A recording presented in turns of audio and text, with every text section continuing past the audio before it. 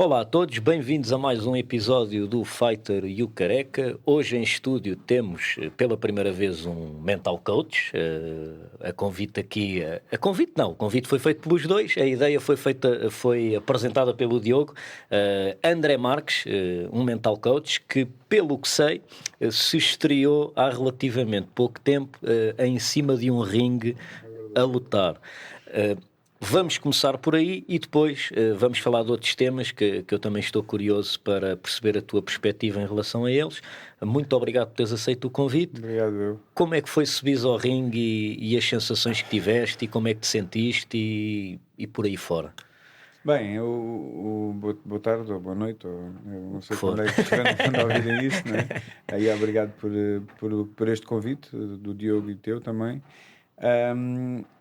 Este ir ao ringue foi um culminar, ou pelo menos uma meta, de um processo que começou há 3 anos, quando entrei para a Dynamite, né? com a Dina, e que nunca foi considerado, nem por mim nem por ela, uma questão que fosse primordial, ou seja, que fosse esse o objetivo.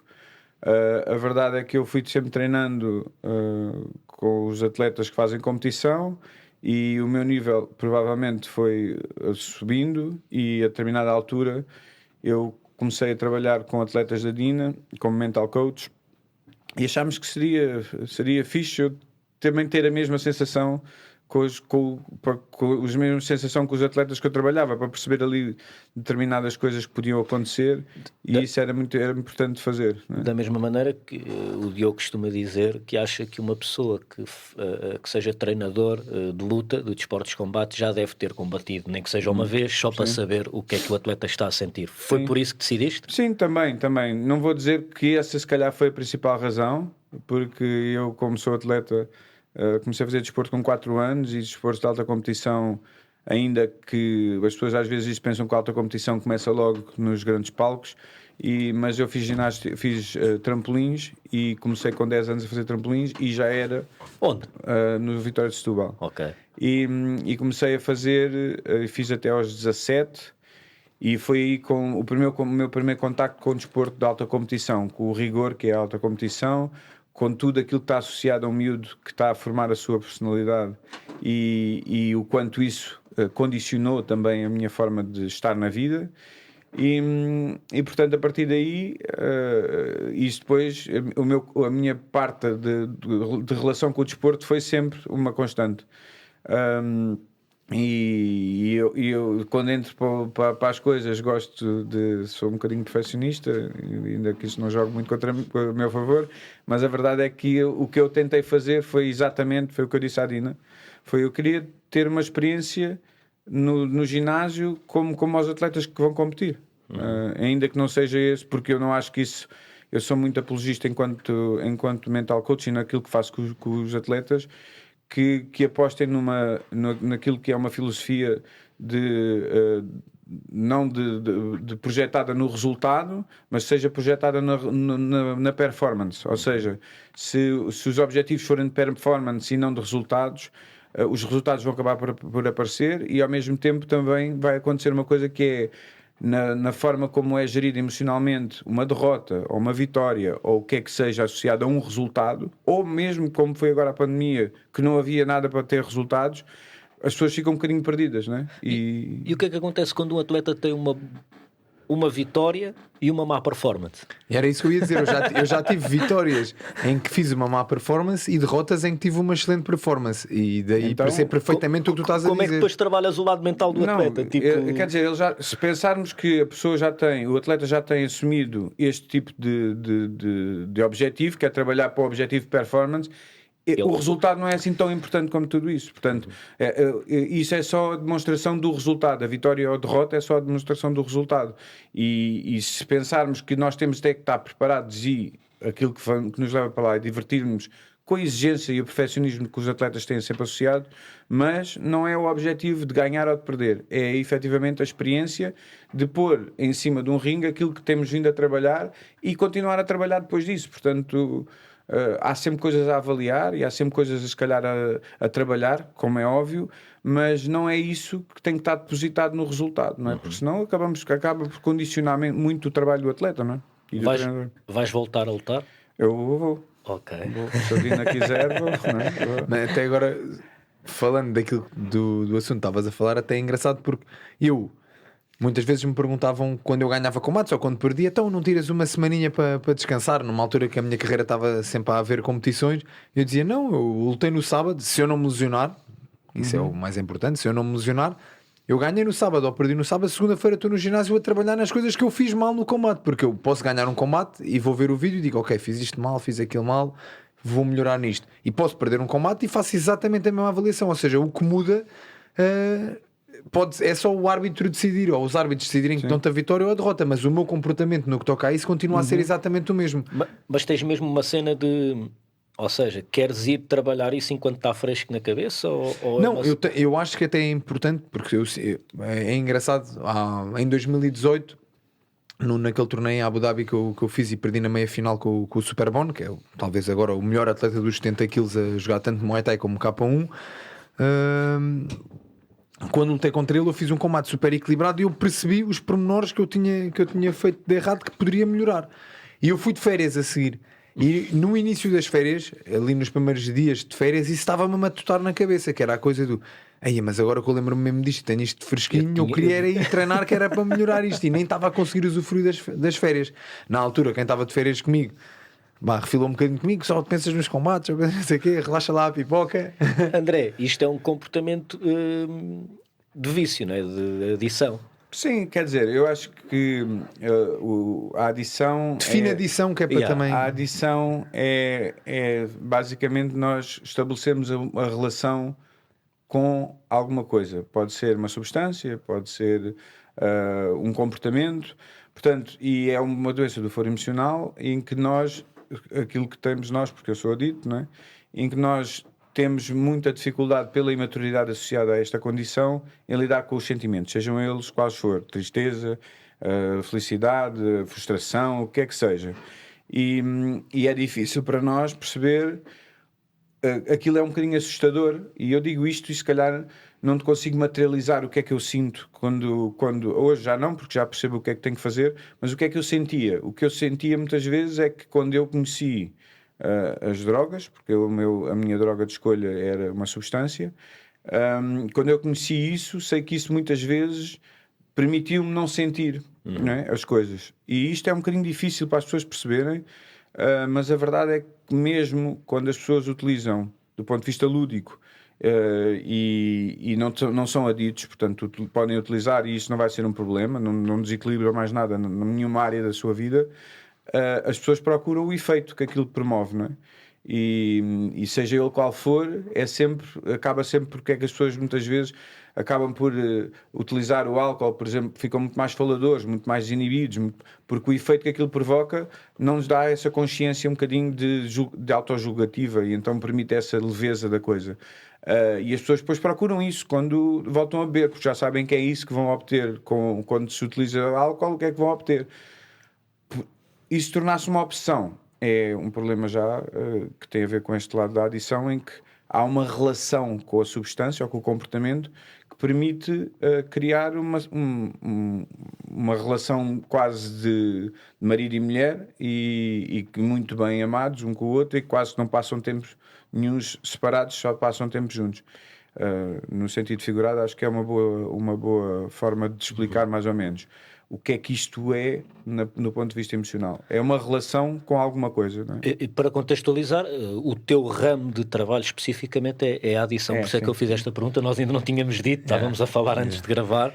E deixa-me só aqui, para a gente não se perder naquilo que tu me perguntaste. E qual é que foi o meu sentimento de subir para o ringue? Eu, sinceramente, aquilo que fiz é aquilo que eu muitas vezes trabalho com os atletas também, que é, eu confiei na Dina, que é a minha treinadora, e em todos os momentos, que não foram muitos, mas em todos os momentos em que eu pus mais em causa e que fiquei um bocadinho mais ansioso, e eu acho que também o facto de ter alguma experiência de competição também me permitiu manter esta tranquilidade, é que eu sabia que nunca ia para uma coisa que fosse desajustada à minha capacidade. Portanto, a Dina é ela que me mete lá, é ela que decide o que é que todos os atletas estão ou não estão capacitados, e basicamente isso foi o que eu utilizei até subir para o ringue e desfrutar daquilo que lá fui fazer, não é? E portanto a coisa para mim correu otimamente. Houve várias coisas importantes, por exemplo, olha, foi no dia dos meus anos.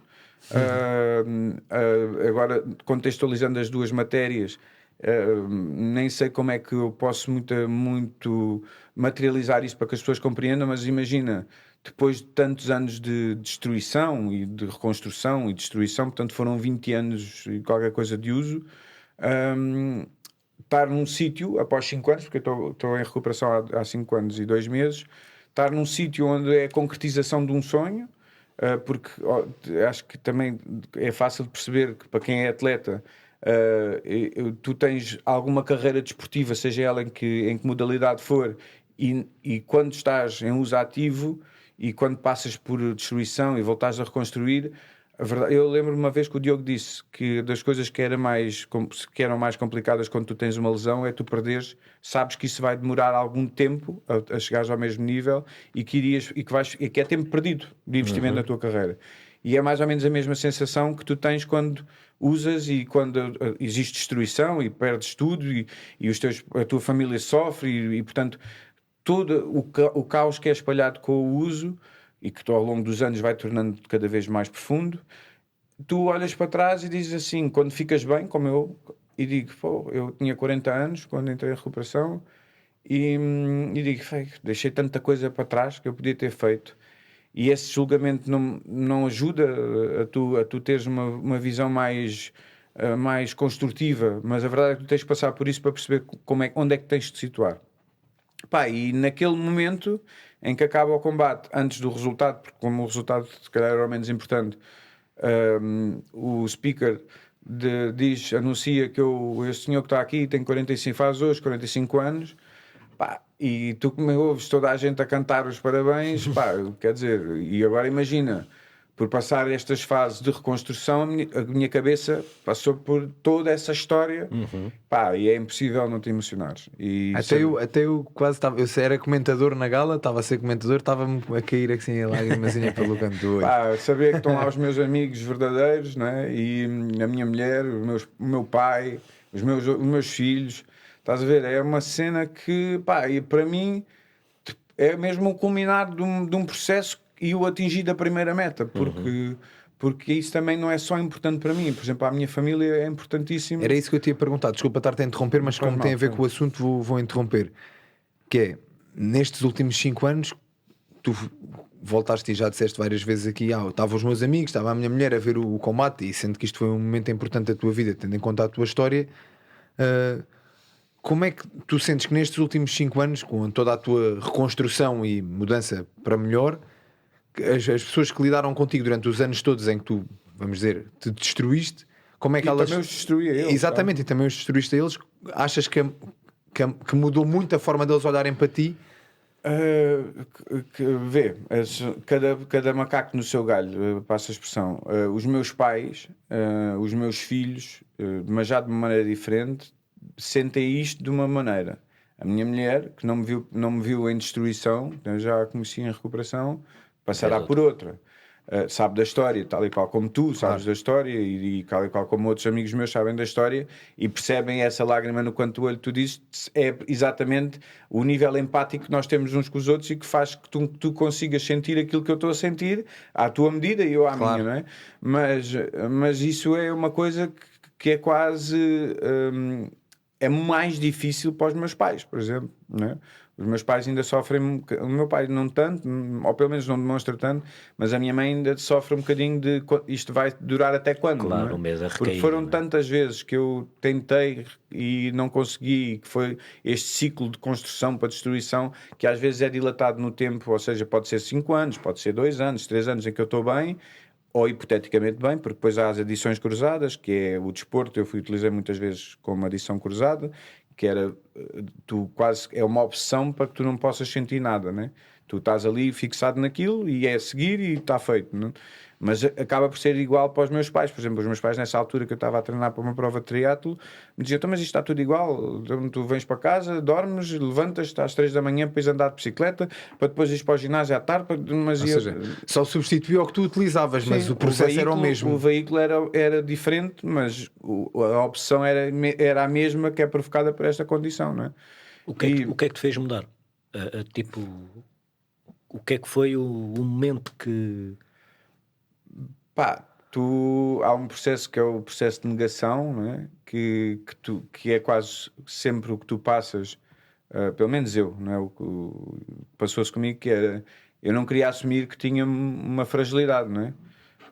E até lá, até ter conhecimento de que isto era uma doença, eu assumia aquilo como uma fragilidade e, portanto, se eu queria passar para os outros uma ideia de que eu era um gajo funcional, até já tinha casado, tinha bens materiais, tinha tudo, mas sempre projetado muito para aquilo que eu num triângulo que eu muitas vezes explico, que é, eu acho que está tudo, é mais fácil de entender isto para as pessoas, que é, há um triângulo que é fácil de perceber, que é como é que tu te vês, como é que tu achas que os outros te veem e como é que tu gostavas que os outros te vissem. E neste triângulo que se passa com toda a gente, não é só com os aditos, o teu comportamento pode ser desajustado àquilo que é a tua limitação, é desajustado àquilo que tu pretendes para a tua vida, porque se tu te preocupas demasiado contigo, és muito egocêntrico, os outros vão acabar por sofrer com isso. Se tu te preocupas muito com o que os outros te pensam, vais perdendo a tua identidade, e isso tem consequências graves também depois na forma como tu vais lidando contigo. E se tu projetas muito, esta é para mim a mais complexa, se projetas muito o teu comportamento da forma como tu gostavas que os outros te vissem, é quase como meter-te na tua cabeça e agir e pensar, saber o que é que tu pensas sobre mim e eu atuar em função disso. Portanto, ainda é mais complexo. De alguma maneira, isto é aquilo que vai moldando a tua capacidade da relação com os outros, não é? E quando isso tudo complica, nos aditos, vais procurar uma relação com uma coisa que te faz sentir aquilo que tu quiseres. Podes ser o pior gajo do mundo, mas aqui já és o melhor gajo do mundo, e há sempre esta irrealidade associada ao processo, que é muitas vezes o compensatório da tua realidade normal, não é? E tu não queres lidar com isso. E quando é que foi o momento que percebeste, tipo... Pá, assim, ao menos sim, o mais... razão, já me estava a esquecer. Então, eu quando... Isto foi cíclico durante muito tempo, e quando eu percebi que numa fase em que estava metido numa relação e tinha escolhido fazer uma área profissional e que nada daquilo eu me identificava com aquilo e eu voltei a usar, pá, eu percebi isto, está a voltar ao mesmo, não é? Está a voltar ao mesmo. Pá, e já não era a altura de dizer, pá, eu vou conseguir fazer isto sozinho, eu tive que assumir que tinham que me ajudar. E basicamente foi o que fiz, liguei para o meu pai. E olha, foi engraçado o episódio porque estava a fazer uma tatuagem, estava consumido e aquilo estava-me a custar horrores porque a minha cabeça estava só obcecada no que estava a acontecer comigo naquela altura. Posso perguntar qual era a droga? Só para... Era cocaína, inicialmente era inalada e depois passei para a fumada, que é o que a gente conhece por o crack. E portanto estava todo consumido a fazer a tatuagem, que estava-me horrores, não pelas dores, mas por saber que eu já estava outra vez a fumar e que estava a trabalhar e que já estava outra vez a desviar dinheiro e tudo isso assoberbava-me e eu disse, olha, eu não quero... A tatuagem não tinha sido eu que escolhi e portanto disse, pá, isto não dá mais. E saí, disse ao gajo, olha, vai para parar, eu vou-me embora. E saí, liguei para o meu pai e pronto, e tudo recomeçou no sentido certo.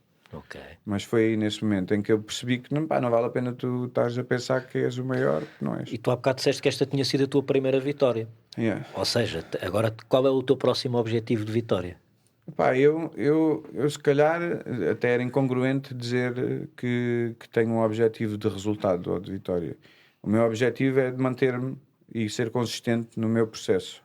E as coisas que aparecerem eu tenho que lidar com elas, sejam de vitórias ou hipotéticas derrotas, o que quisermos, assumir como sendo dentro das minhas limitações e pá, tenho objetivos que são enquadráveis neste meu processo, não é? Não são coisas irreais E a maior parte deles já se concretizou e acho que agora o grande desafio é a manutenção e a consistência em mantê-los. O que é que tu achas que mudou até agora, pelo menos neste teu novo recomeço, vamos dizer assim, que esperemos que seja um recomeço para sempre, que nas outras vezes falhou? Ou o que é que tu olhas para trás e que sentes que falhou das outras vezes para tu voltares a ter uma recaída que desta vez, com a tua experiência, já podes evitar? Eu pelo menos tentar. Eu não tinha grande conhecimento do que é este problema, porque isto é uma doença reconhecida pela Organização Mundial de Saúde. É uma doença que não tem, sendo do foro emocional, não é sempre muito complexa, porque agora o que existe é que, sendo uma doença crónica e não há cura, tu tens que te adaptar, e isso é exatamente, e vou-te fazer aqui outra comparação para ser mais fácil de compreender, ainda que não tenha nada a ver enquanto doença, mas é a mesma coisa do que os diabetes. Não podes comer açúcar, porque isso vai ter consequências, e tu sabes que não podes fazer aquilo, não fazes, não é? Hemodiálise, sabes que tens de fazer hemodiálise, se não fizeres, morres. Portanto, é a mesma coisa. Esta doença mata, como as outras, como estas que eu falei anteriormente, tem consequências devastadoras, não só em ti, mas nos outros à tua volta. E, portanto, aquilo que eu fiz foi perceber que esta doença não me desresponsabiliza do meu processo, que eu tenho que estabelecer um nível empático muitas vezes para continuar naquilo que é a minha forma de me comportar, portanto, aquilo que é suposto eu fazer, e esse nível empático, para que percebam melhor, muitas vezes eu tenho que o utilizar, porque as minhas ações têm sempre consequência nos outros, e às vezes esses outros são mais lúcidos que eu para aquilo que é o recentrar-me no meu caminho. E, portanto, muitas vezes eu utilizo,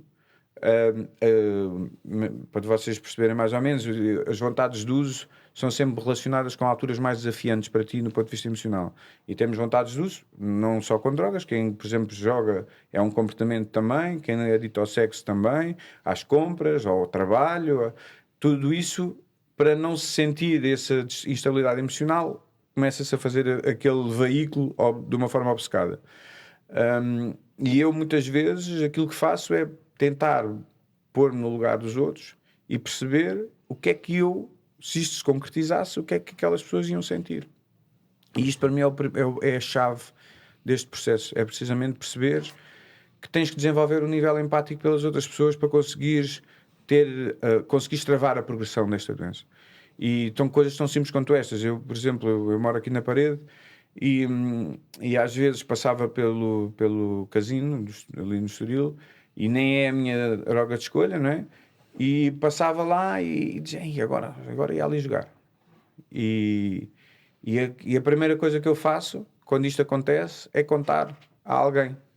Porque a partir do momento em que tu contas, e isto deixa de ser um segredo, cortas aquilo que é o problema, que é a relação que estabeleces com isto. Se eu ficar uma coisa só minha e dela, ela vai-me ganhar. E eu utilizo também isto como para perceber, então, se divulgar o que é que pode ser um segredo e cortá-lo, imediatamente isto perde força. Deixa de ser uma coisa que vai ganhando alguma dimensão. E pegando aqui um bocadinho naquilo que é o exemplo que muitas vezes a Dina nos dá em treino, que também é útil para aqui, se o teu adversário tem um direct muito forte e tu, quando pensas que eu vou aguentar isto, eu vou levar isto e eu devo apanhar e tiras-lhe mérito, tu nunca vais vencer. Tens que perceber o mérito que aquilo tem, dás mérito ao teu adversário, e a coisa que tu podes fazer é tentares circundar isso de forma a não lidares com isso diretamente, porque senão vais perder, não vais ganhar. E isto é igual. Se eu tiro mérito ao processo da adição, ela vai-me apanhar. Então eu tenho que lhe dar mérito, e o mérito é perceber para onde é que ela pode entrar e defender-me disso. E a tua forma é contares a alguém. Essa é uma delas. E a quem é que contas? Nesse dia foi à minha mulher, né? E ela perguntou-me, então, mas estás-me a contar isto porquê? Porque se eu não contar, isto passa a ser uma cena só minha e eu não quero. Eu quero divulgar já. E a partir dali aquilo perde força. Por exemplo, eu acredito, portanto, o trabalho que eu fiz, o centro onde eu tive, é o tratamento de Minnesota, que é dos 12 passos, como é os Alcoólicos Anónimos. Aquilo é de Narcóticos Anónimos, mas há muitas coisas sustentadas neste processo. E nesta abordagem. E quando tu tens vontades de uso, aquilo que é sugerido é ligares logo para alguém. Para quê? Precisamente para cortar essa relação que pode ser estabelecida e já não é um segredo. E isso já te faz lidar de forma diferente. E isto acontece mesmo. Às vezes vai fazer a diferença entre consumires ou não consumires. Podes não lidar, não ires consumir é o objetivo, e a seguir tens que ir desconstruir o porquê do que é que teve vontade de consumir. Mas cortas logo aquele primeiro impulso. Se tu não falas com ninguém, vais lá. E porque isto tu não é, estás bem e de repente, agora vou recair, não é? É um processo que começa com alguma distância até, tu começas a lidar com as coisas, começas a não ver saídas, começas a fazer as coisas por vontade própria, depois há aqui outro lado que é, isto está-me sempre a acontecer, e quase que és merecedor de ir usar, portanto essa autopiedade de que tu és um gajo sem sorte e que nunca mais isto passa, e isso é uma desresponsabilização e acaba por ser uma coisa que vai moldando e adaptando a tua vida, e depois tu pensas que aquilo é uma característica tua e não é, aquilo é uma forma de entrar da coisa. O Muay Thai, a luta, os esportes de combate deram-te alguma forma armas para lidares com isso? Não sei se foi isso que me deu armas, foi eu já ter algumas coisas criadas dentro de mim e que me fez olhar para o Muay Thai de outra maneira. Mas o que eu acho é que há esta relação daquilo que é a consciência das tuas limitações e aquilo que é trabalhar o mérito do outro, não é? Porque isso obriga-te a ter a tão desejada humildade, não é? A tão desejada humildade é um processo que toda a gente acha que, e a humildade é uma coisa para mim que é um processo silencioso, tem que ser muito pessoal e quando se projeta a humildade através daquilo que os outros te vão dizer, tu te vês-te obrigado a dizer, um gajo não é mais honesto, é como o processo de honestidade. Um gajo não é mais honesto se achar uma carteira no chão, for dar à pessoa para que perdeu, e chega a casa ou chega ao pé dos amigos, hoje sei lá, achei uma carteira e dei à pessoa. Não é isso que te faz ser mais honesto, não é? Até, se calhar, é mais honesto, porque se calhar tu que fizeste isso para mostrar aos outros que és honesto, isso é mais honesto se fizeres isso num processo silencioso e pessoal, és tu e a pessoa, não tem que saber mais ninguém. E isso é um processo de honestidade verdadeiro, não é? A humildade é a mesma coisa, não é? A gente não... eu sou uma pessoa humilde. Sim, podes até ser, mas qual é a necessidade de referir isso, não é? Não é? Isso tem que ser os outros a terem essa capacidade analítica e se a quiserem demonstram, tu és um gajo humilde, mas não é uma coisa de autoproclamada, não é? E eu acho que estas coisas às vezes são um bocadinho desviantes daquilo que é o objetivo. Nesta doença, por exemplo, é dar achas à fogueira. Tu começas a investir no saco de cigarro. E por acaso é bem de agir ver que é uma doença em que o pessoal mais precisa de apoio dos outros e ao mesmo tempo onde os outros dão menos apoio. Não é? Há muito isso, que é tipo... Estás a falar do estigma. Eu ao menos lembro-me de ver várias situações com o pessoal a falar com toxicodependentes, tipo a desvalorizá-los, a destratá-los como se fossem cães ou a ideia era muito, isto é força de vontade, não é? E não olhar para eles tipo como pessoas que não estão bem e que até precisam do contrário, de uma pessoa que lhes dê ali um toquezinho, olá, estás bem mas sabes, eu acho que às vezes pensa desta maneira, se calhar essas pessoas que eram mais julgativas é porque têm alguém em casa, porque há muitos, por exemplo, alcoólatras funcionais, não é? Que são pessoas que bebem todos os dias, não vivem sem o álcool e, no entanto, até pode ser marido ou mulher de alguém, e essa parte julgativa é aquilo que tem a ver com o ressentimento do se eu disser que aquele é bem pior, se calhar o meu marido até não me sinto tão mal relativamente àquilo que tenho em casa.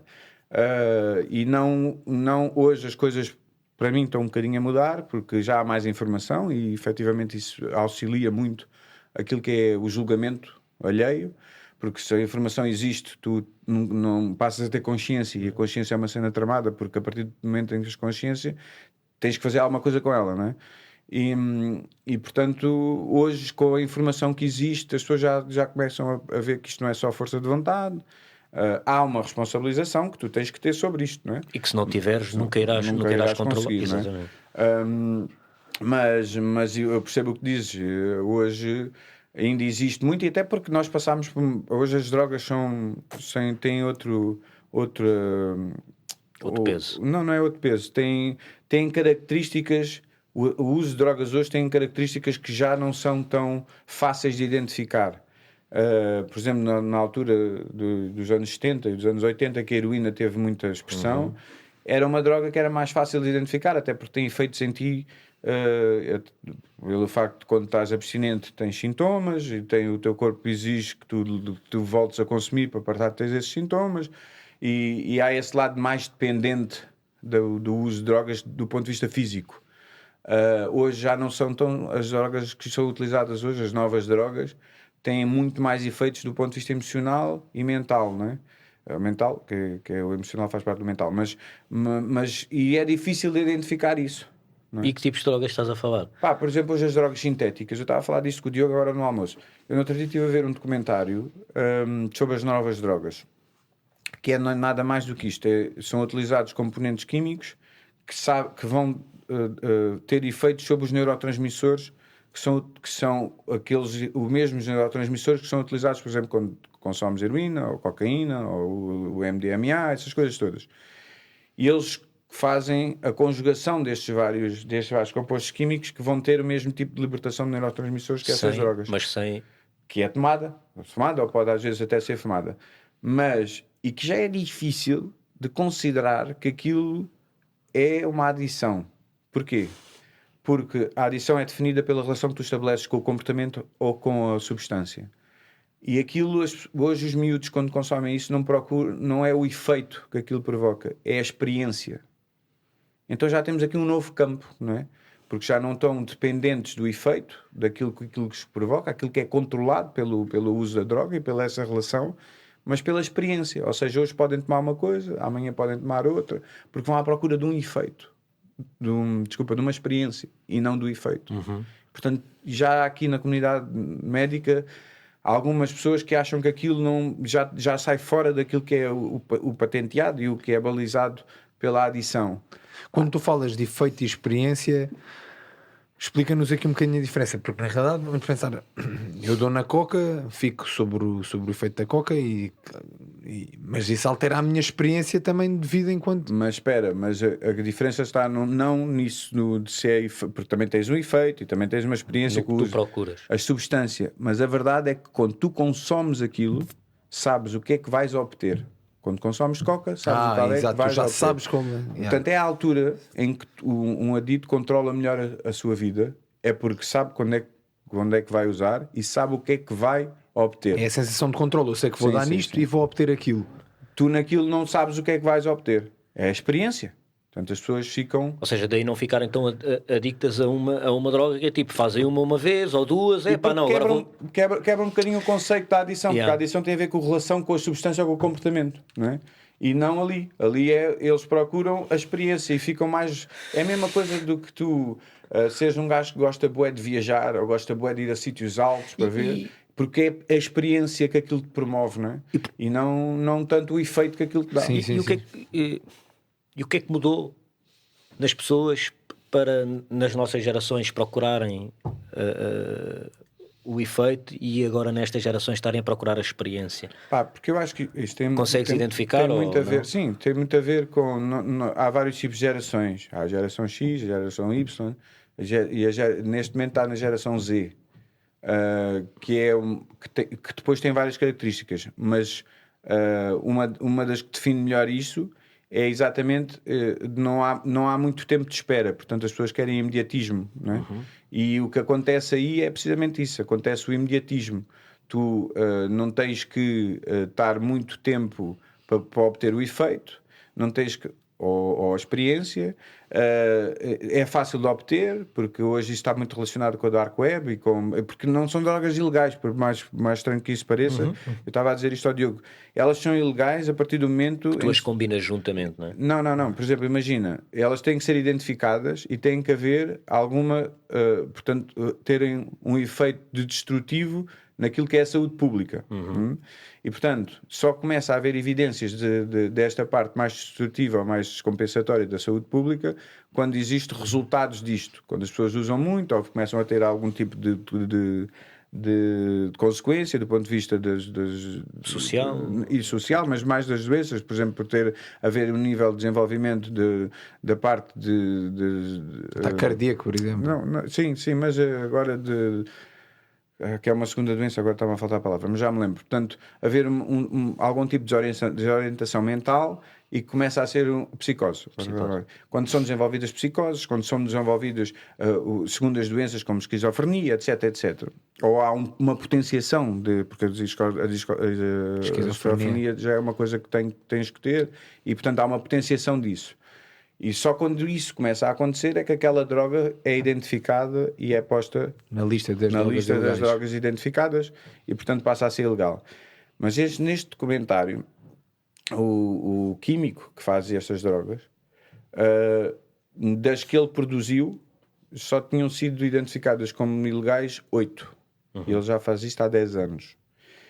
E portanto, das 8 que ele tinha posto no mercado já não estão, que ele já não faz essas, e ele neste momento estava a trabalhar com 10, com novas 10. Mas para mim o que foi mais chocante foi que ele já tinha 4.500 novas fórmulas, estás a ver? Portanto, estamos num outro... Basta mudares um componente químico, não é? E a coisa passa a ser diferente. Estava a fazer uma comparação ao almoço, estávamos a falar disso, que é exatamente o que se passa com o doping nos atletas. Eles têm uma lista de substâncias que são consideradas substâncias dopantes e, por exemplo, no ciclismo, que é um desporto talvez o que mais utiliza doping a nível mundial, eles mudam ali um bocadinho, aquilo aparece e tu acusas, mas aquilo é uma substância diferente, ou seja, eles não têm na lista das substâncias dopantes, ou seja, se calhar só no próximo ano é que vão pôr aquela... Daí tu teres cada vez mais as organizações que andam em cima disso a fazer testes às 4 da manhã, entram por quarto adentro da pessoa. Sim, exato, mas é para fugir das que já estão identificadas. Exato. O que acontece é que tu mesmo que acuses aquilo, eles olham e dizem, ok, tu estás sobre o efeito de uma substância, mas essa substância ainda não é ilegal, porque não é conhecida. Ou seja, os gajos mudam ali uma componentezinha, tu quando realmente acusas que estás sobre o efeito de alguma coisa, mas eles não te podem fazer nenhuma sanção. Agora tornaram a coisa mais complexa, porque já, mesmo que esse componente seja alterado um ao outro, aquilo que é a base dessas substâncias já é ilegal por si. Ou seja, eles podem até alterar alguma coisinha, mas se a base estiver reconhecida, já é ilegal. Portanto, mas é uma luta desigual, é verdade, é uma luta desigual. Hoje eu acho que quem quer fazer coisas que sejam de caráter legal e se tiver posse financeira para isso, andará sempre à frente. Não há como. Eu, por acaso, no outro dia li uma cena qualquer de uma droga qualquer que até acho que era os futebolistas que se estava a falar, que era uma cena mascada e whatever, com deve ser cafeína tipo centenas de milhares de mais potente. E que os gajos lhes dá mesmo tipo um aumento de performance durante X tempo e que ao fim de 20 minutos ou whatever já não tens nada no organismo, com consequências gravíssimas depois, em termos hormonais, exatamente, a uma distância longa. Portanto, e falam disto como uma droga nova que poderá estar a ser utilizada agora por alguns jogadores. Ou seja, isto é uma cena tipo há malucos para tudo, né? Só ouvi dizer. Mas aquilo que me parece mais, e não desviando aqui um bocadinho daquilo que é o meu processo, eu não... Para mim, e eu acho que é a forma como se tem que pensar, e é aquilo que eu trabalho com as pessoas com que eu sigo, eu acho que as pessoas, a primeira coisa que eu trabalho é a consciência das limitações. Né? E se tu fores consciente de que qualquer dessas substâncias pode outra vez abrir a porta para as outras, porque tu vais sempre cair na tua droga de escolha, é não fazer, é assumir que não dá. Não tocas em nada, não tens o risco. Não tens de correr esse risco, não é? Embora às vezes seja difícil. Desculpa estar a interromper, mas já falámos sobre isto pessoalmente, mas quero que fique aqui também, até para algumas pessoas ouvirem isto mais tarde. Por exemplo, pessoas que foram aditas, ou melhor, não é foram, são aditas, mas tinham uma droga de escolha e deixaram de consumir essa droga e utilizam outra droga outra droga considerada mais leve. Vamos falar da marihuana, porque é uma droga que eu conheço que muitas pessoas utilizam diariamente para esconder coisa. Eu comecei a fumar weed para deixar de consumir coca. Sim. O que é que tu achas, disso? É uma falsa crença de que para já só o nome já é potenciador disso, né? Portanto, drogas leves e drogas duras. Portanto, não existe essa diferenciação na parte da adição, não é? Tu tens tu uma podes droga de ser escolha. adito ao jogo e não é uma droga. E pode ser é um comportamento. adito a drogas que compras na farmácia, não é? Claro. Portanto, É igual, sérias e não são ilegais, exatamente. Portanto, a adição não define o veículo, não é? O veículo é aquilo que vai pela tua escolha, não é? Que tem a ver com o efeito que isso provoca e o que é que tu sentes. Mas é possível tu substituires um vício mais nocivo por outro menos nocivo? São chamadas as adições cruzadas. E, o desporto. Eu utilizei o desporto muitas vezes, parava de usar drogas e começava a fazer desporto obsessivamente. Ou seja, foi possível, mas não foi sustentável para ti? Não, porque depois ao fim de um bocado tu pensas que já estás bem, né? Porque já perdeste um bocadinho a ideia daquilo que foi a parte destrutiva e até demonstraste aos outros que já estavas bem, porque o desporto é uma cena que dá a ideia de que tu estás bem, né? Estás bem fisicamente, estás bem de cabeça, e muitas vezes isso é utilizado para limpar, efetivamente isso na minha cabeça era utilizado para limpar isso, a parte mais destrutiva, porque para mim aquilo era construtivo, mas depois começa a ganhar o mesmo desenvolvimento e a mesma dimensão do ponto de vista de desequilibrar as outras áreas da tua vida. Tu não podes... Aliás, isto é uma boa forma de perceber. Eu faço isto muito com os meus utentes, que é definirem um plano semanal definido por blocos de tempo e dedicado... Cada bloco de tempo tem uma cor e é dedicado um à família, outro para o uso pessoal, para o profissional, para o desportivo, para a família, né? Quando fazem o primeiro plano, que é ainda sem estarem a trabalhar, é o primeiro, né? Para identificar o que é que possa estar mal, há sempre uma cor que sai mais, né? Portanto, uma delas sai sempre mais. E isso é demonstrativo que alguma coisa não está certo, não é? Portanto, há que haver um equilíbrio entre todas as coisas, portanto, e perceber que quando se sai de uma, essa fica fechada e tem que se entrar na outra. Não haver quase que uma extensão em que tu achas que consegues fazer tudo das áreas todas e depois já não estás a fazer nada, não é? E a verdade é que isso muitas vezes está desequilibrado. E isso é uma boa forma de perceber se tu estás no bom caminho ou não. É perceberes como é que estão as áreas da tua vida.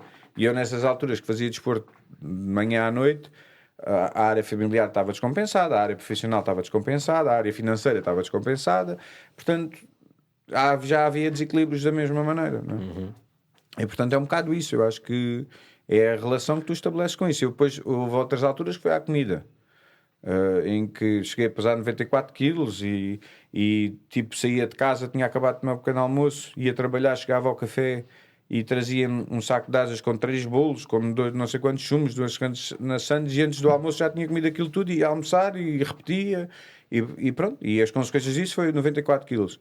Mas foi exatamente uma adição cruzada, era compensatório, porque a atividade cerebral com a comida é exatamente no mesmo sítio que é a atividade cerebral com o consumo de drogas e do hipotálamo e ao uso ao sexo, portanto, e são libertados os mesmos neurotransmissores. Portanto, tudo o que seja similar no que acontece cá dentro, do que é provocado no teu cérebro. Isto leva-me a fazer outra pergunta que também tem a ver com isto tudo, que é, então, os aditos que provavelmente, estou a falar sem saber, que são mais difíceis de tratar, são as pessoas que aparentemente está realmente tudo bem.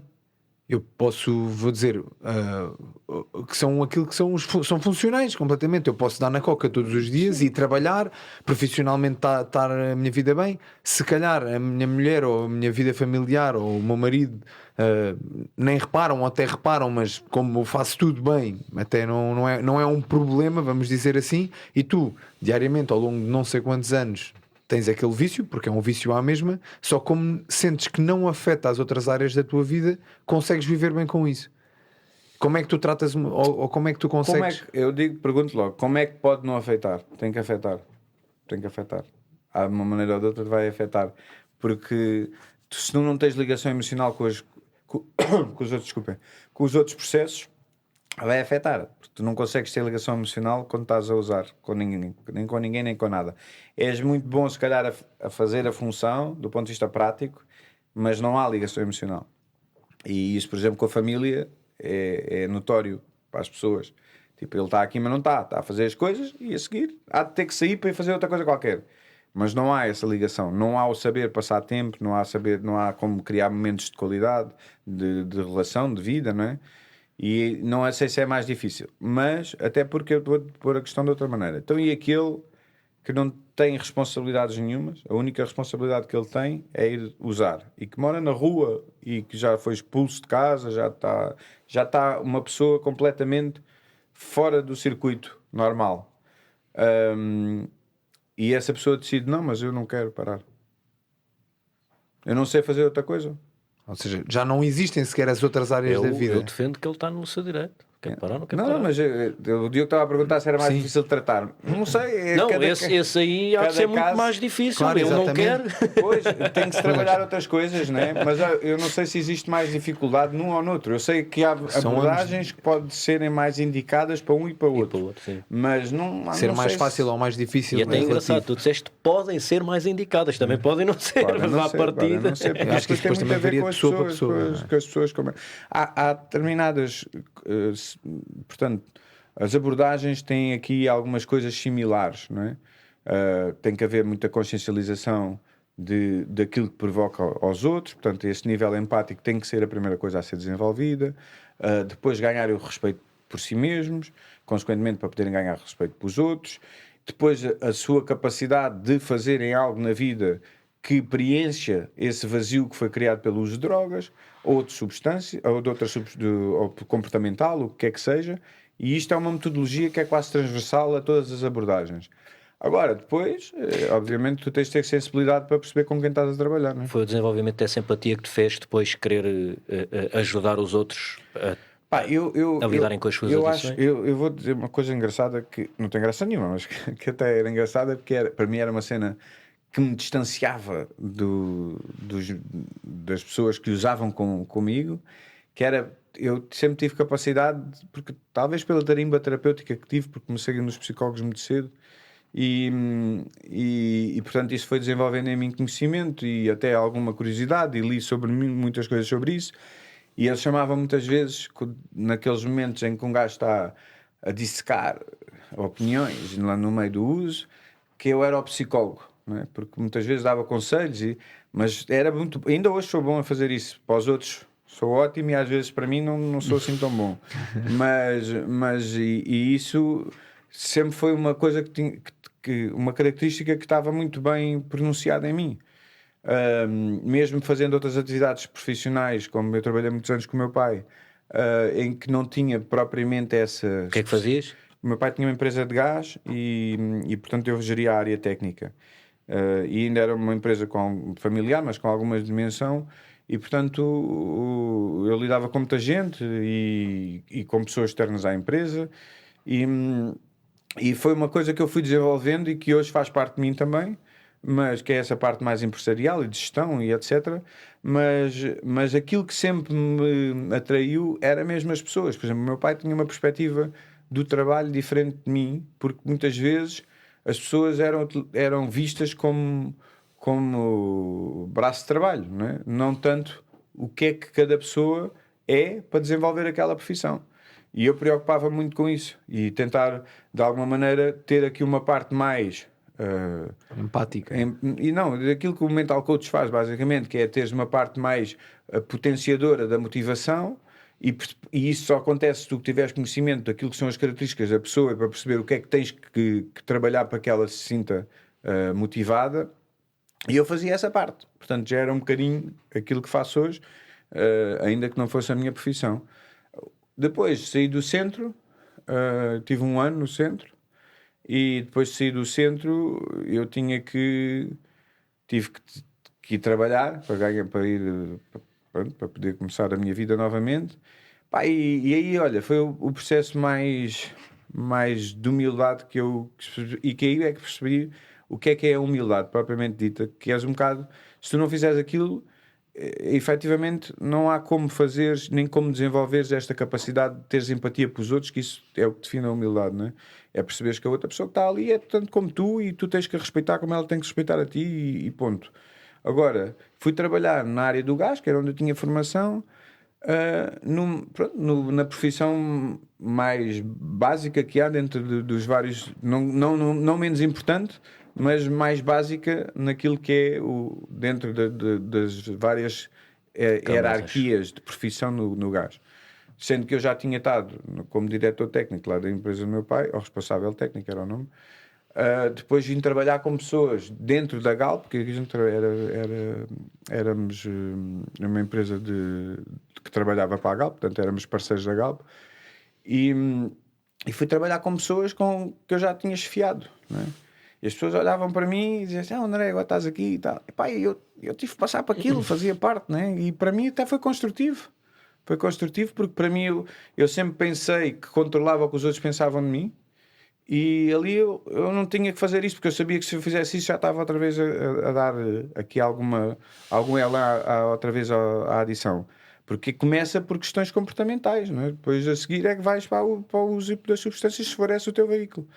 Pá, e eu comecei a trabalhar no mais baixo e tinha as coisas bem definidas, para onde é que eu queria ir e como é que eu queria ir. E pronto, ao fim de 5 anos realizei um dos meus grandes sonhos, que foi estar a trabalhar nesta área. Vou abrir agora uma clínica, portanto eu já trabalho... E como é que chegaste à cena do mental coach e à psicologia?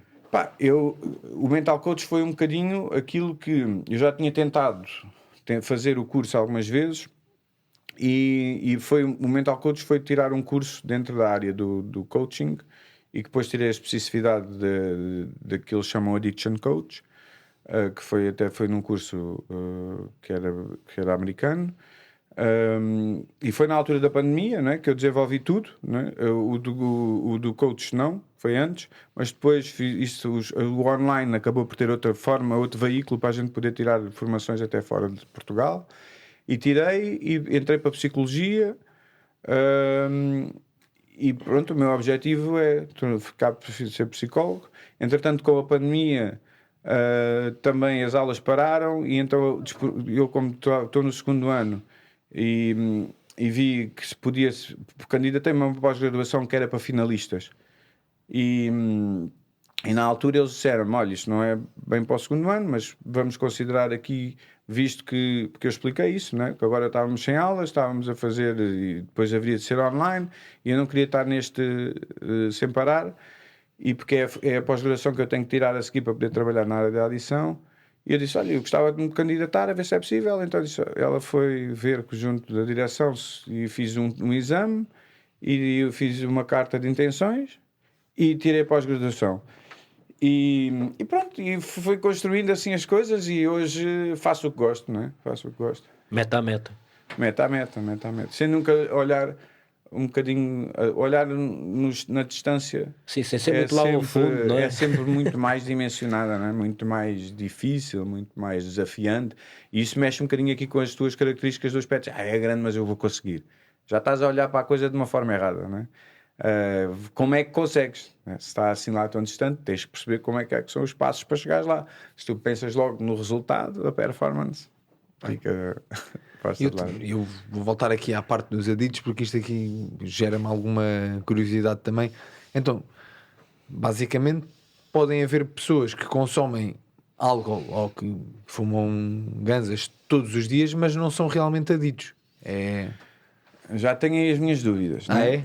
Então, até porque a adição, voltando aqui outra vez à mesma questão, é basicamente tu estabeleceres uma relação com algo, né?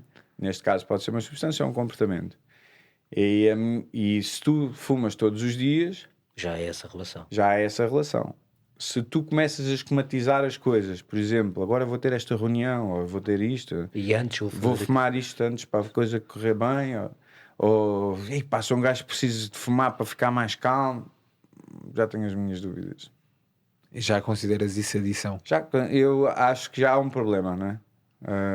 Agora, da forma como depois tem que ser identificado, não é? Porque isso depois sim, claro. A história A história da pessoa é que vai dizer se já existia este tipo de comportamento antes de usar drogas, porque ele pode existir. A parte Sim, isso até me leva a perguntar, por exemplo, tu olhando para trás na tua vida agora, já com esta experiência toda que tu tens em cima, tu quando começaste a fazer desporto mais em criança, começaste muito cedo, tu achas que já tinhas um comportamento aditivo em relação ao desporto? Já. Ou seja, isto é uma coisa que vem, obviamente sendo uma doença crónica, vamos dizer assim, porque vem desde sempre, está em ti. Tu já consegues identificar alguns padrões no que toca ao desporto, hoje sim. que é engraçado, mas por exemplo, eu acho, não me considero alguém com adição, mas eu treino feito um louco desde. Por isso é que eu disse já várias vezes que é muito similar o processo num atleta de alta competição daquilo que é a adição para outras coisas. Porque. E já agora deixa-me só aproveitar então, porque nós antes de começarmos a gravar tínhamos falado sobre isto e eu largo também já aqui a pergunta, que é, não é bom muitas vezes para um desportista ter essa adição para atingir um patamar muito alto, ao contrário de outra adição que seja mais destrutiva. Até porque, se tu pensares bem, há uma parte do rigor e da disciplina de um atleta de alta competição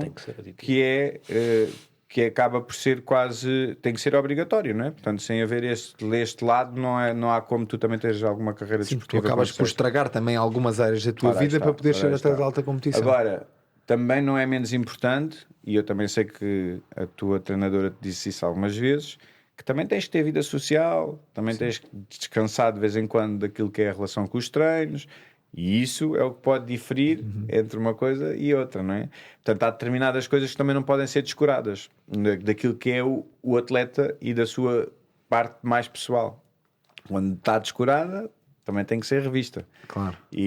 Mas, por exemplo, estavas-me a perguntar se eu já tinha notado. Olha, eu das coisas que me lembro mais era... eu treinava, depois de determinada altura treinávamos 2 vezes por dia, o que com miúdo aquilo era uma coisa... Ainda estávamos nesta política dos treinadores que se tens alguma fraqueza, se demonstras algum cansaço ou alguma coisa, ou choras, és um fraco. E então a minha ideia era sempre fazer mais para estar acima do meu nível, não é? Por exemplo, eu estava nos júniores, depois tinhas que passar para os juvenis e depois séniores, acho que era assim. E eu lembro-me quando estava nos júniores, o meu interesse era passar para os séniores, para os juvenis. Como é que isso se fazia? Fazendo os mesmos saltos que ele. E então eu treinava isto às escondidas, tipo quando o treinador não estava lá e a gente chegava mais cedo, eu treinava. Depois, a seguir, e aconteceu várias vezes, em campeonato não, mas naquilo que eram as demonstrações, que muitas vezes quando és miúdo fazes fazer demonstrações, a minha rotina era aquela, portanto a rotina era os saltos que tinhas que fazer, e eu fazia sempre a rotina do escalão acima. Levava uma pisada toda ao tamanho do treinador, né? Ali não, ele dizia muito bem e tal, à frente do público, e depois cá dentro atrás era uma pisada, chamava o meu pai, dizia que eu era um rebelde, não sei o quê.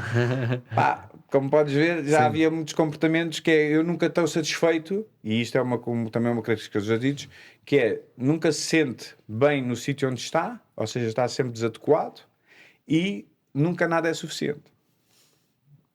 E isso é o que desenvolve depois o comportamento obsessivo. Nunca está bem. E, por exemplo, eu ainda tenho coisas que eu identifico e que eu tento travar, mas que acontecem, que é, por exemplo, olha, como gosto bué de carros, eu sei que muitas vezes tenho um carro há relativamente pouco tempo, mas pá, já quero ir mais para ali, estás a ver? E eu sei que isto é uma coisa que tem a ver com isso, não é? Estávamos a falar disso hoje assim que nos encontramos. E eu no outro dia a minha mulher dizia-me, a Joana dizia assim, então mas... Eu agora comprei um carro novo, como estava a dizer, e a minha mulher dizia-me assim, então mas este carro tem 5 meses e tu já vai, estás a ver? E eu depois começo a parar para pensar assim, pá, realmente... Mas pronto, lá está, são estes comportamentos menos destrutivos, não é? Porque eu não estou a ir comprar um carro que não tenha capacidade para ele, mas... E por isso é essa parte que tu tens que ter bem nivelada, mas não deixa de ser... Que é, eu consigo fazer isto sem estragar nada. Sim. Sem te pôr em cima dos bicos dos pés, né? Não é para os outros, porque muitas vezes o que distorce isso é aquilo que tu achas que queres passar aos outros. e depois às vezes metes em coisas que não podes e isso sim era alimentar esse lado. Mas pá, eu acho que ter consciência disto é o primeiro passo e o que fazes com a consciência é o segundo. E pá, Há uma coisa engraçada também que eu lidei de perto às vezes com algumas pessoas mais velhas que também foram, ou melhor, são aditos, mas eram a substâncias mais heroína, alguns principalmente a heroína, e que alguns deles até mudaram de país, foram para outro país geográficas. porque diziam que estar com o mesmo grupo de amigos ou quando vêm de férias a Portugal sentem sempre isto quase me dá vontade outra vez de fazer porque estes gajos estão a fazer isto ou consomem, mesmo que não seja a mesma droga que eles consumiam, uma coisa parecida. E eu já sei que, tal como tu estavas a falar há bocado, se tocando nisto vou acabar por ir. Mas quer dizer, se forem aditos, isso chama-se geográficas. É que mas o que eu te ia perguntar até era, por exemplo, tu hoje em dia estás a trabalhar diretamente com pessoas que consomem diariamente ou que estão a tentar sair dos consumos e até no sítio onde a gente treina Muay Thai vês diariamente pessoas a irem comprar e a utilizar. Isso não mexe contigo? Claro que mexe.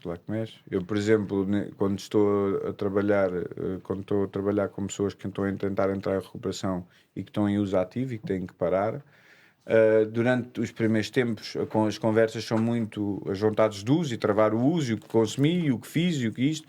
E à noite às vezes sonho com isso, são só sonhos, mas a verdade é que os sonhos é um resultado daquilo que tu passas durante o dia mais a imaginação.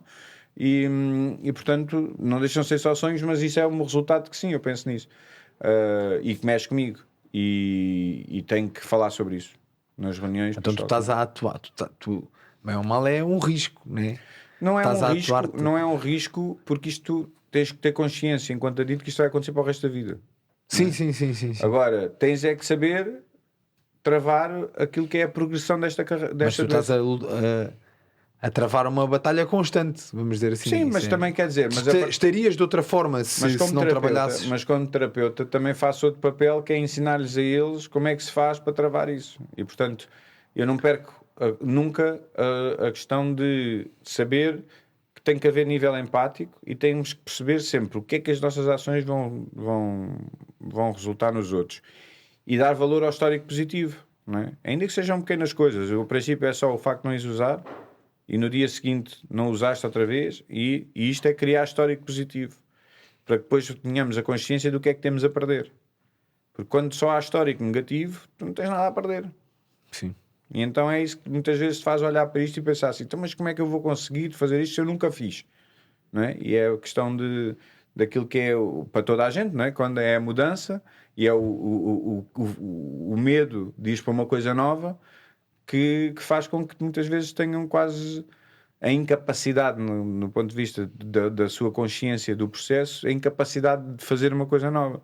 Porque, pá, não conheces? Não conhece e é muito... E é, do ponto de vista emocional, é o retorcido desta doença, é que tu, para mudares, vai sempre haver alterações emocionais que tu vais ter que lidar. E isso é o que o adito não sabe fazer. É lidar com as alterações emocionais. Lidar com as emoções. Portanto, qual é a percentagem de população adita? Não é sei, enorme. Sei que se calhar nem é um número correto porque só se sabe os números, as pessoas que estão identificadas, não é? Mas não sei dizer números incorretos. Mas sei que aquilo que já ouvi falar muitas vezes é que a percentagem de sucesso para que as pessoas consigam entrar em recuperação ou pelo menos deixar de consumir é de cerca de 30%. Que é uma coisa baixa. E é um número já, há pessoas que dizem que já é um número exagerado, sim. Ou seja, das pessoas aditas que começam em tratamento, tu consegues realmente fazer com que 30%... E é das identificadas, não é? Exato, sim. Há muitas que não são identificadas. Claro. Se calhar a maior parte até. Quase uma riscaria a dizer. Eu no grupo, portanto, na abordagem do ZNA e que tem a ver com os 12 passos, há muita gente que entra em recuperação para as salas. Que é as salas nas reuniões, como as pessoas às vezes veem na televisão, dos AAs, e entra em recuperação para salas, e essas não estão identificadas. Como há muita gente que vai às reuniões e que nunca foi para um centro de tratamento e que também recai, e que também não estão identificadas. Portanto, é sempre um número não muito... E é mesmo como nós vemos nas televisões e nos filmes? Tem bolinhos e café? Sim. É exatamente aquilo que se tenta instruir às pessoas é que ali tu vais pertencer a algo, não é? Que é um dos sentimentos que, enquanto adicto, as pessoas têm, é que não têm sentimento de pertença. Daquilo que tu falaste ao princípio. A questão da estigmatização é complicada. E então, ali tu vais ter... Este programa trabalha muito por identificação. Ou seja, eu falo da minha experiência e tu se fores adicto, vais ouvir-me e vais dizer, mas eu também sinto isto, não é? E vais-te identificando com a forma como eu tenho ultrapassado as minhas questões. E portanto, é assim que funciona. E funciona. E funciona. E as reuniões servem mesmo para isso. Por exemplo, diz sempre no princípio das reuniões, e isto vocês veem nos filmes, nos filmes dizem My name is André and I'm an addict. E porque isso vai criar sentimento de haver quase uma globalização daquilo que é as pessoas que estão naquela sala. E é essa a intenção mesmo, é que as pessoas não se sintam diferentes. E depois há outras coisas, que estão os preâmbulos que se dão a ler, em que falam sobre a doença e que muitas vezes que é necessário que olhes para que não olhes para as diferenças, olhes para as igualdades e para as semelhanças. E, portanto, para que tu consigas ir indicando à tua cabeça o que é que ela tem que pensar. E há mesmo padrinhos, que é padrinho. Tu já padrinhaste alguém? Estávamos a falar disso há bocado. Por acaso é um tema engraçado, porque eu não sabia como é que essas coisas, sem ser aquilo que vejo nos filmes, não é? Tipo no Fight Club, mas sem ser aquilo que é engraçado. Eu não sabia dessa parte dos padrinhos, porque tu estavas a dizer à hora do almoço, estavas a falar comigo e estavas a explicar que vocês, cada um de vocês na reunião fala da vossa experiência, mas depois não há um debate. Normalmente é o padrinho que depois é um padrinho que pode ser que mais tarde venha falar contigo e te dê um feedback da experiência dele. As pessoas podem fazer isso no final da reunião, dar ali algum feedback à pessoa em particular, mas depois os padrinhos servem precisamente para lidar com as questões diárias e que tu vais apoiar-te nessa pessoa que supostamente tem mais experiência e que vai dizer-te o que é. Quando precisas de alguém para ligar e para matares o vício logo à partida, é o padrinho. Mas isso quer dizer, o padrinho não é só para isso.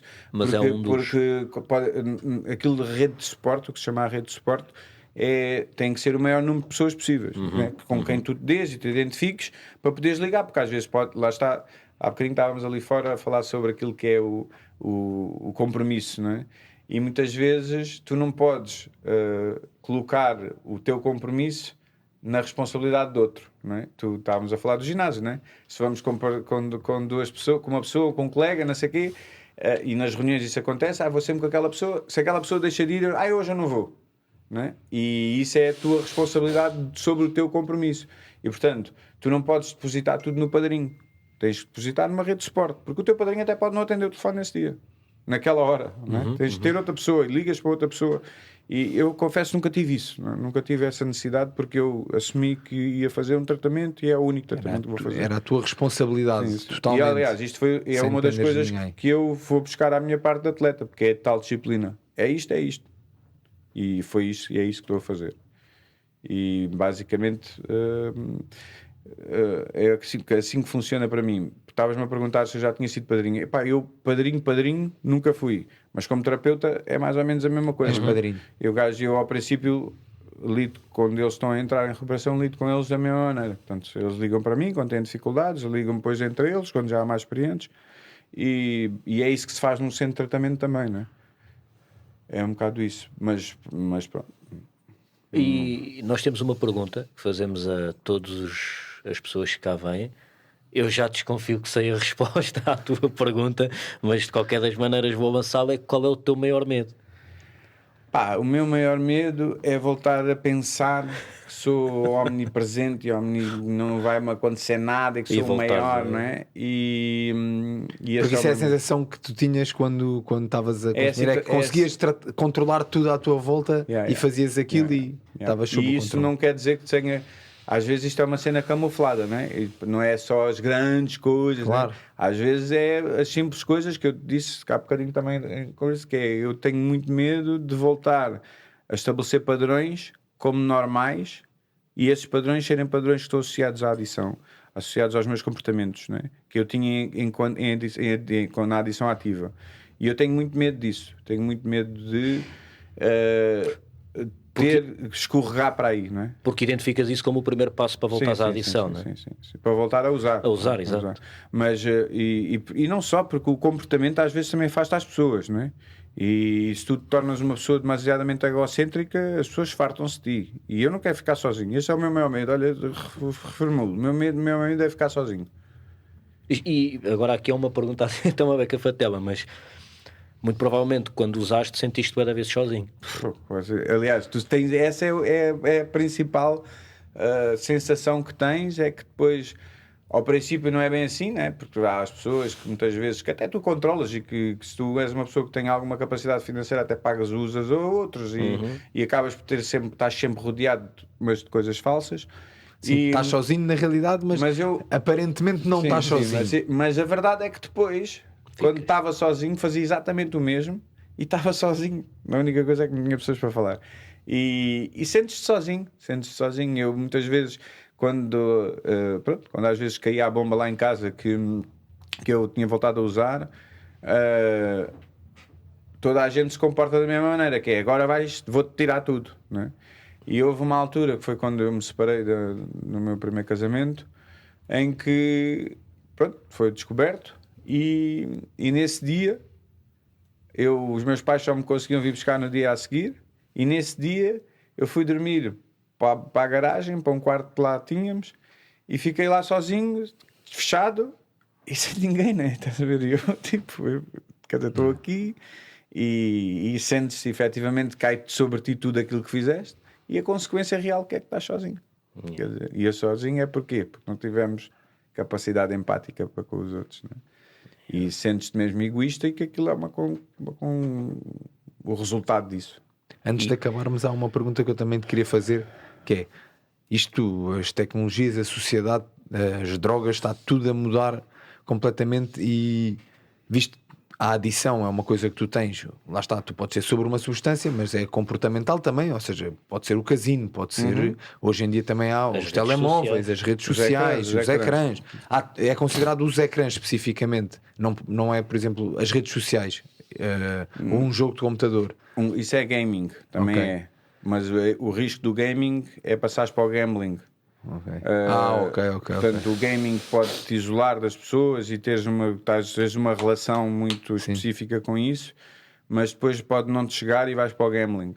E aí já é mais problemático porque a destruição já pode perder do ponto de vista financeiro e já há mais consequências reais. A pergunta que eu te queria fazer mesmo era com estas novos tipos de coisas que podem realmente ser bastante aditivas, como é que tu, enquanto terapeuta, ou até vou dizer a parte da sociedade dos terapeutas e isso tudo, consegue lidar com estão isso? satisfeitos, vão ganhar bué da guita. Não sei, olha, vocês eu por acaso sabe disto, mas o meu filho também foi identificado agora há pouco tempo e é aos ecrãs.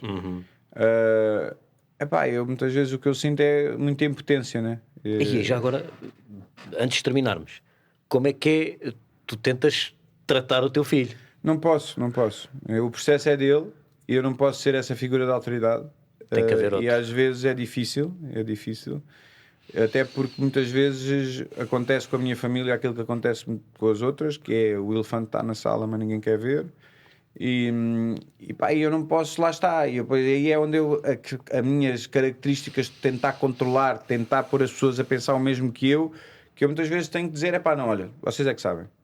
E por mais que isso me custe e por mais que isso até possa passar uma mensagem aos outros que eu não estou preocupado, é o melhor para mim naquele momento, né? E isto também é teres consciência daquilo que é as tuas limitações. Limitações e a frustração. É a frustração que me impele a fazer aquilo. A frustração é uma questão emocional e, portanto, vai dar um resultado cá dentro, né? E eu reajo sobre isso.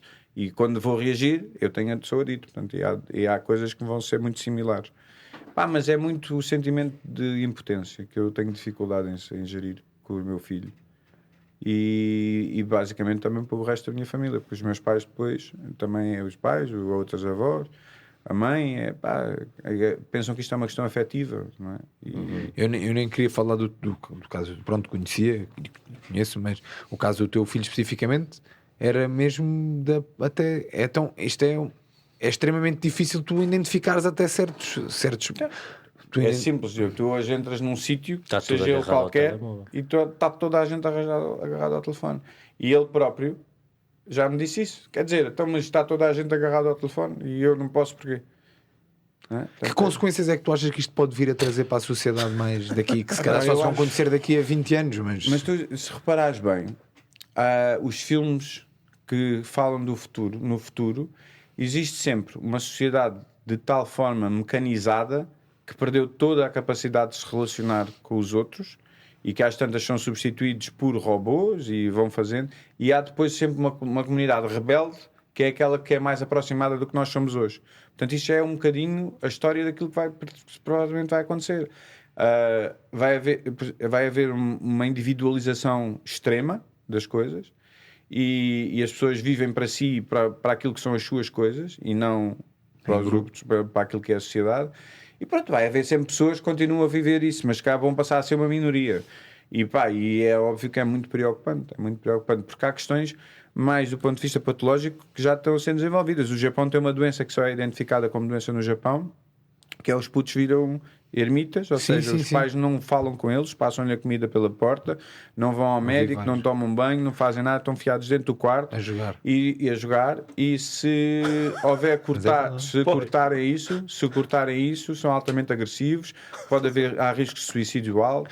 Por acaso eu já tinha visto várias coisas sobre Mas isso não há tomam vários, banho, mas há nada, vários não, anos não, já Fazem barba, não, Nada, abrem nada. a porta, está lá um... Há pais, é que só já não passam veem, a comida. há pais que já não veem os filhos há anos. já abrem uns. Porra, mas não sabia. Mas eu por acaso já sabia desde há vários anos atrás que acontecia isso. É verdade.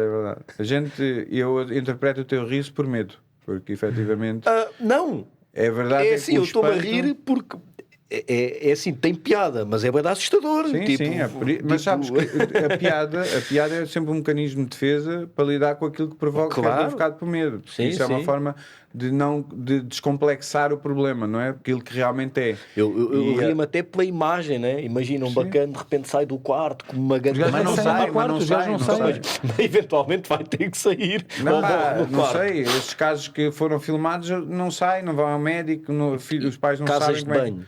Não têm, é tudo no quarto. E a mãe de vez em quando, de vez em quando consegue negociar com ele que ele limpe. Não é que entre lá alguém, é que ele limpe. Isso é assustador. É muito assustador. Fogo, já viste que E qual é a percentagem de jovens assim? Não sei, no Japão já é uma quantidade Significativa. significativa. Até porque o Japão também é conhecido por ser dos países a nível mundial com uma grande taxa de suicídio. Sim, sim. E por ser mais.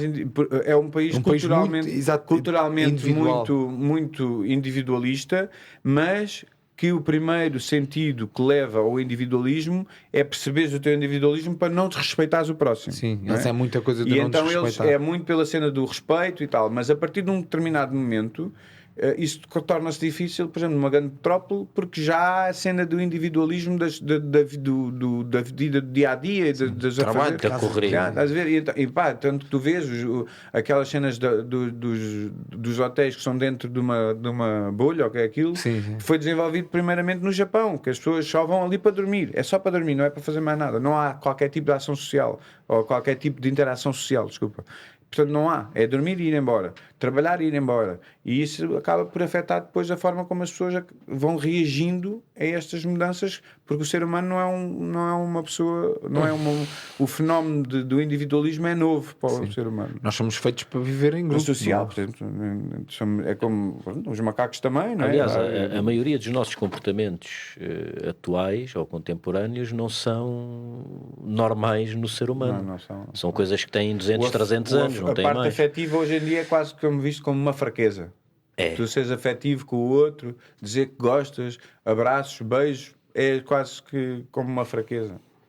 E quando antigamente eu vejo, era uma força. eu vejo isso quase como ao contrário. Eu vejo alguém que tem a coragem de expor publicamente: olha, eu gosto mesmo de ti, dou-te um abraço, dou-te um beijinho à frente de toda a gente, não tem mal nenhum. Eu dou um abraço aos meus amigos sempre que os vejo, tu sabes disso, este gajo sabe disso. Eu até tenho amigos que dou beijos. A sério, na cara, não estou a brincar. não. Ainda no outro dia daí. Isto já é uma cena que tu agora acabaste de fazer, já é uma cena condicionada. Eu até tenho amigos que Yeah, não, não, estás a ver? yeah, não. A gente Yeah, sem yeah, saber, sem dúvida. fomos Sim, sendo é verdade. adaptados a uma realidade que está transformada, não é? Quase como dizer, eu até fosse uma notoriedade, a gente não, Yeah. não é, não é? Deveria de ser normal. Isso é que é o normal. Agora, ao contrário, é que não é, e a gente assume como normal. Assumo, tenho amigos a quem dou grandes linguados e cenas, né? Também não tinha mal nenhum. Não, isso não, mas dou beijo na cara. Podia ser pescador, não é? E oferecia ao peixe. Olha, malta, vamos terminar isto. André, muito obrigado por teres vindo, obrigado, foi tá muito bom. fixe. Obrigado por toda a abertura e por toda a conversa. E olha, curti mesmo, Fighter e o Careca fica por aqui. Um abraço a todos e voltamos em breve. Até já.